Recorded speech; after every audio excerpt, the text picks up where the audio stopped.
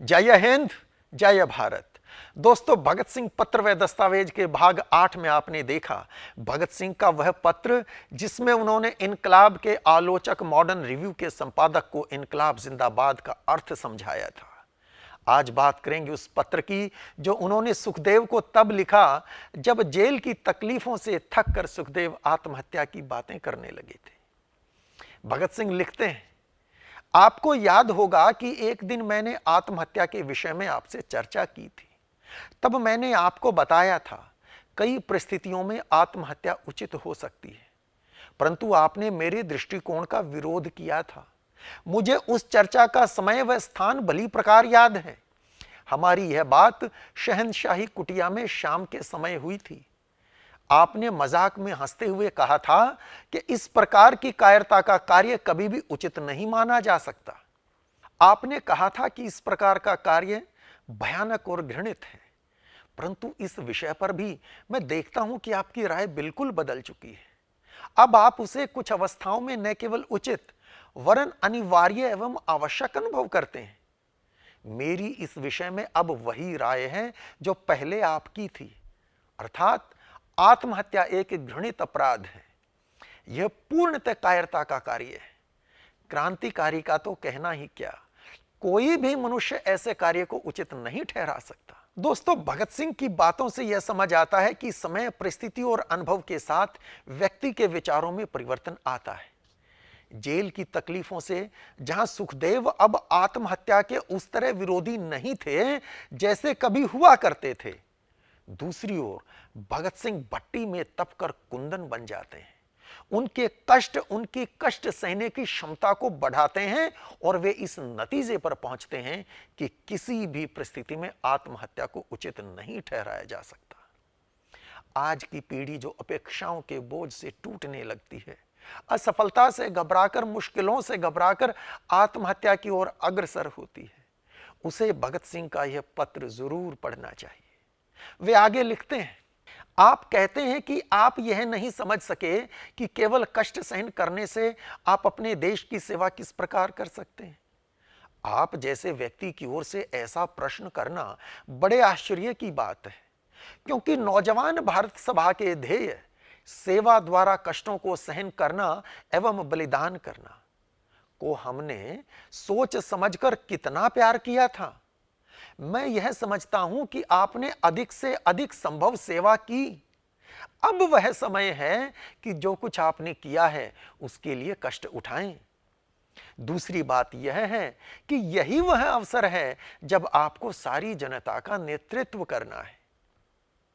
भगत सिंह और उनके साथियों ने नौजवान भारत सभा का गठन किया था और एक ऐसा समय आ गया था जब पंजाब में युवाओं में यह संगठन कांग्रेस से भी अधिक लोकप्रिय था। भगत सिंह सुखदेव को लिखे पत्र में आगे कहते हैं, बंदी होने के समय हमारी संस्था के राजनीतिक बंदियों की दशा अत्यंत दयनीय थी। हमने उसे सुधारने का प्रयास प्रारंभ कर दिया। मैं आपको पूरी गंभीरता से बताना चाहता हूं कि हमें यह विश्वास था कि हम बहुत कम समय के भीतर ही मर जाएंगे। हमें उपवास की स्थिति में कृत्रिम रीति से भोजन दिए जाने का न तो ज्ञान ही था, न हमें यह विचार सूझता ही था। हम तो मृत्यु के लिए तैयार थे।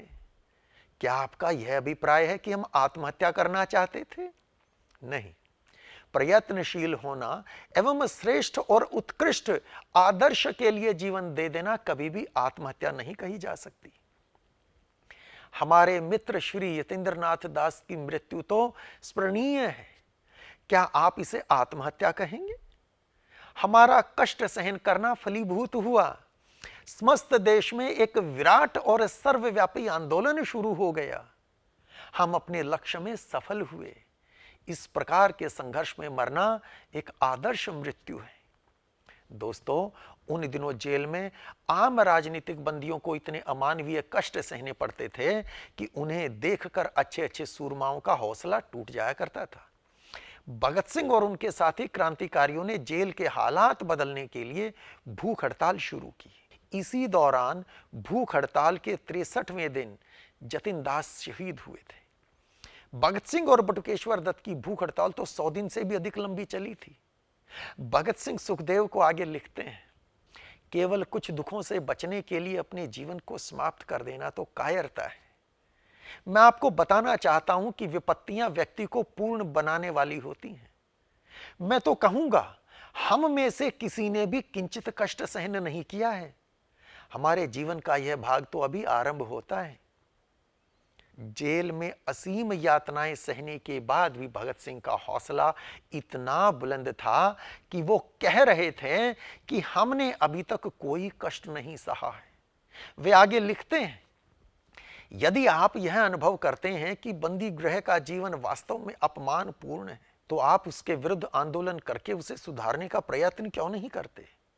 संभवतः आप यह कहेंगे कि यह संघर्ष सफल नहीं हो सकता, परंतु यह तो वही तर्क है जिसकी आड़ लेकर साधारणतया निर्बल लोग प्रत्येक आंदोलन से बचना चाहते हैं। भगत सिंह बड़े स्पष्ट शब्दों में अपने प्यारे दोस्त सुखदेव को उनके कर्तव्य का एहसास कराते हैं। उनके ये शब्द आज भी उतने ही प्रासंगिक हैं। आज देख लीजिए, अपने अपने ड्राइंग रूम में बैठकर सारा समय लोग सरकार और सिस्टम की निंदा करते रहते हैं, परंतु उसमें सुधार के लिए स्वयं को कुछ करना पड़े तो ढूंढे नहीं मिलते। भगत सिंह का यह पत्र कर्तव्य बोध का अत्यंत पावन ग्रंथ है, पर मैं आपको पूरा पत्र नहीं, कुछ प्रमुख बातें ही बता रहा हूं। भगत सिंह आगे लिखते हैं, एक दिन गुप्तचर विभाग के कुछ अधिकारियों ने मेरे पिताजी की उपस्थिति में मुझसे कहा था कि मैं कोई भेद खोलने और इस प्रकार अपना जीवन बचाने के लिए तैयार नहीं हूं। इससे सिद्ध होता है कि मैं जीवन से बहुत दुखी हूं। उनका तर्क था कि मेरी यह मृत्यु तो आत्महत्या के समान होगी, परंतु मैंने उनको उत्तर दिया था कि मेरे जैसे विश्वास और विचारों वाला व्यक्ति व्यर्थ में ही मरना कदापि सहन नहीं कर सकता। हम तो अपने जीवन का अधिक से अधिक मूल्य प्राप्त करना चाहते हैं। हम मानवता की अधिक से अधिक संभव सेवा करना चाहते हैं। कमाल की बात है, जितनी बार इस पत्र को पढ़ता हूं आत्मविभोर हो जाता हूं, और मेरे पास शब्द नहीं है जिनके द्वारा मैं भगत सिंह के चिंतन, आदर्श, चरित्र और साहस की प्रशंसा कर सकूं। आज की बात समाप्त करने से पहले इस पत्र की एक और झलक देख लीजिए। भगत सिंह लिखते हैं, मेरी अभिलाषा यह है कि जब यह आंदोलन अपनी चरम सीमा पर पहुंचे तो हमें फांसी दे दी जाए। मेरी इच्छा यह है कि यदि कोई सम्मानपूर्ण और उचित समझौता होना कभी संभव हो जाए तो हमारे जैसे व्यक्तियों का मामला उसके मार्ग में रुकावट या कठिनाई उत्पन्न करने का कारण न बने। जब देश के भाग्य का निर्णय हो रहा हो तो व्यक्तियों के भाग्य को पूर्णतया भुला देना चाहिए। ये थे क्रांतिकारियों के शिरोमणि शहीद आजम युग दृष्टा सरदार भगत सिंह। आज के लिए इतना ही। यह जानकारी आपको कैसी लगी कमेंट बॉक्स में लिखकर जरूर बताइएगा। जय हिंद, जय भारत।